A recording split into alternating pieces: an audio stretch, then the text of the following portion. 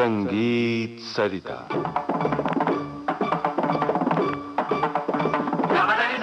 मित्रों नमस्कार। विविध भारती के खजाने से आज आप सुनेंगे वर्ष 1987 में पहली बार प्रसारित किया गया कार्यक्रम। प्रस्तुतकर्ता छाया गांगुली। आज के विशेष संगीत सरिता कार्यक्रम में सुप्रसिद्ध विचित्र वीणा वादक रमेश प्रेम के साथ ली गई भेंट वार्ता सुनिए। भेंट कर रहे हैं के शैलेंद्र।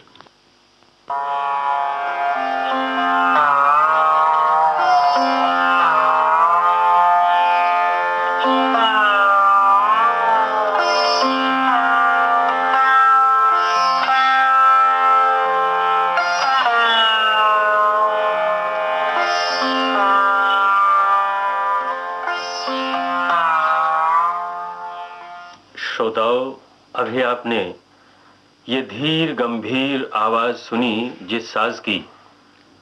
इस साज का नाम है विचित्र वीणा और इसके लोकप्रिय वादक रमेश प्रेम जी आज हमारे साथ हैं। रमेश प्रेम जी, स्वागत है और नमस्कार।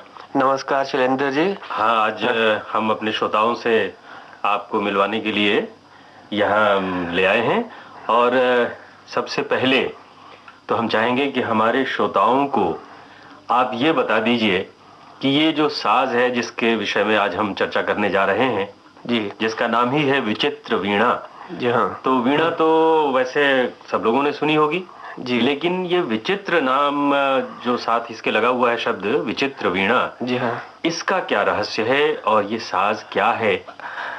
ये आप जानना चाहेंगे कि इसका नाम विचित्र क्यों रखा गया? जी हाँ। है, इसकी खास एक विशेषता ये है कि यही एक वीणा है जिसके अंदर पर्दे नहीं हैं। अच्छा, ये पर्दा क्या होता है? ये भी वो आपने देखी होगी कि सितार के ऊपर पर्दे लगे रहते हैं, ब्रिजेस जैसे। जी हाँ। हाथ रखा, साध निकल आया, रे निकल आया, गा निकल आया। हाँ। यहाँ बिल्कुल प्लेन स्ट्रिंग्स हैं। अच्छा। और उनको सुर करके उनके ऊपर बट्टा फिराते हैं। अब बट्टा मतलब जो बजाते हैं जिससे? जी हाँ, मैं एगेट यूज करता हूँ। कई लोग वो शीशे का बट्टा भी यूज करते हैं। तो जैसे जैसे हम बट्टे को एक जगह से दूसरे जगह पे ले जाते हैं तो सही सुर निकलना चाहिए। हाँ। जो सुर हम सोचें उसी पे हाथ जाना चाहिए। सो ये इसकी खास एक चीज है, ये विचित्र कह लीजिए, इसीलिए इसका नाम विचित्र वीणा है। और ये विचित्र वीणा नाम देने वाले उस्ताद थे उस्ताद अब्दुल अजीज खान। वैसे तो ये वीणा बहुत पुरानी है, इसको बट्टा बीन भी कहते थे। अच्छा भाई, इस बात से ये याद आया कि तस्वीरों में हम जो अपनी पौराणिक या प्राचीन तस्वीरें कुछ देखते हैं ना जी, तो उसमें इस वीणा का चित्रण रहता है। इसका मतलब है कि ये काफी प्राचीन साज है। बिल्कुल प्राचीन है, इसमें शक ही नहीं है। तो ये मगर इसको आप समझिए दोबारा एक जीवन दिया अब्दुल अजीज खान साहब ने। ये समझिए 1920-21 में अब्दुल अजीज खान साहब पहले सारंगी बजाया करते थे और उन्होंने ये साज को कह सकते हैं रिवाइव किया। वैसे तो वीणा बहुत किस्म की हैं जी, आप जानते ही होंगे। रुद्र वीणा है, हाँ, सरस्वती वीणा है, कई नाम है, और वो कर्नाटक वीणा है। और खैर आपको ये जानकर खुशी होगी कि इसी की आप समझ लीजिए कजिन सिस्टर या कजिन ब्रदर वहाँ पर मतलब इसी साउथ में भी है, इसी परिवार के। हाँ जी, ये लोग कर्नाटक में है जिसको वो गोटू वाद्यम कहते हैं। अच्छा, तो मतलब आधारभूत जी जो वीणा है जी वो यही है। जी हाँ। और इससे जो बजाने वाले लोग हुए जी, उन्होंने थोड़े थोड़े परिवर्तन करके जी हाँ, और अलग अलग इसकी किस्में दी हैं और उनके अलग अलग नाम रखे उन्होंने जी।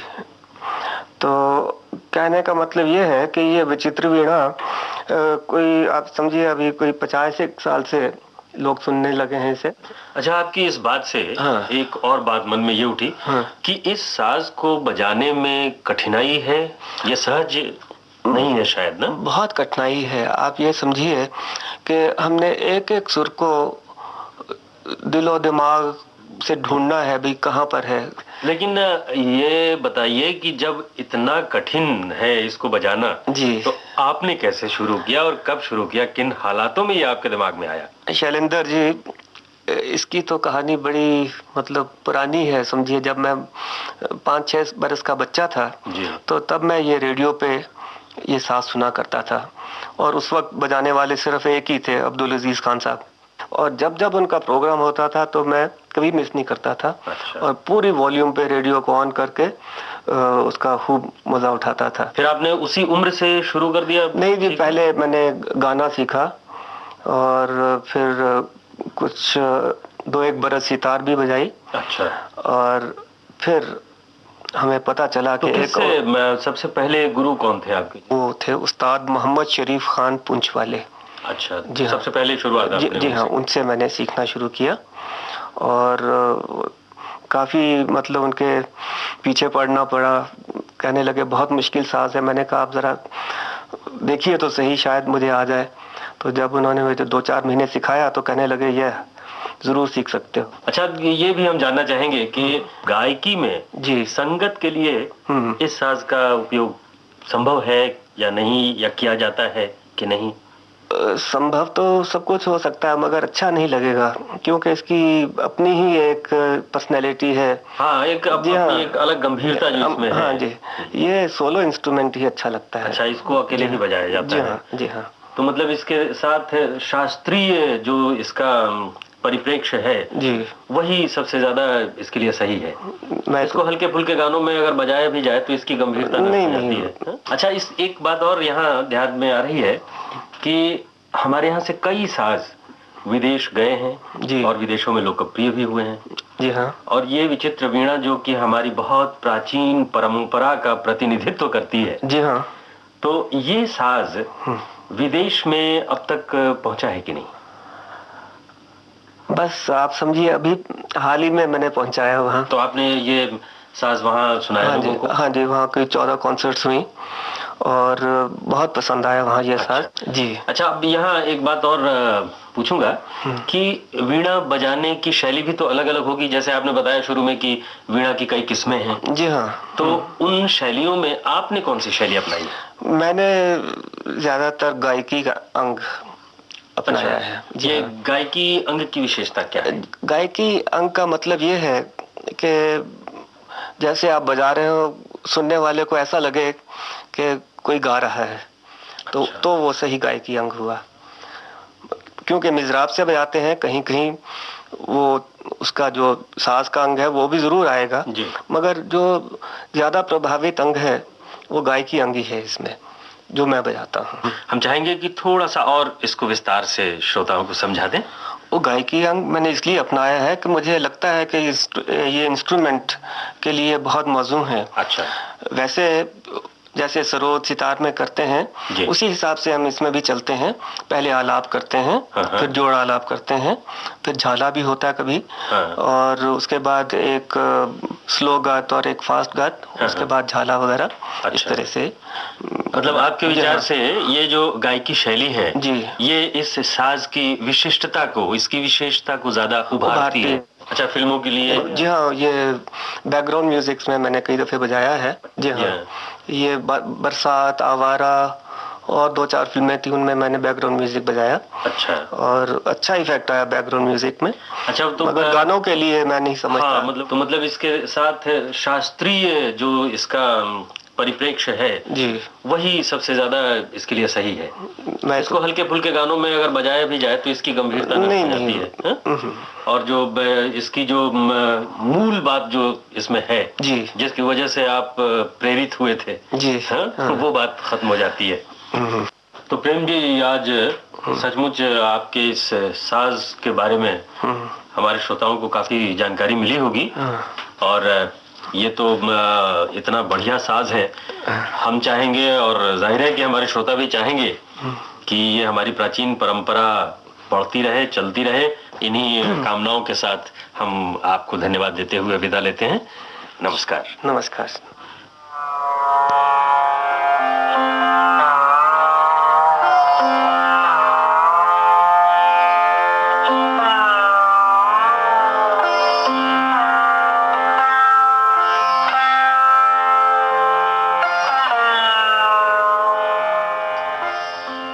संगीत सरिता कार्यक्रम में आज आपने सुप्रसिद्ध विचित्र वीणा वादक रमेश प्रेम के साथ ली गई भेंट वार्ता सुनी।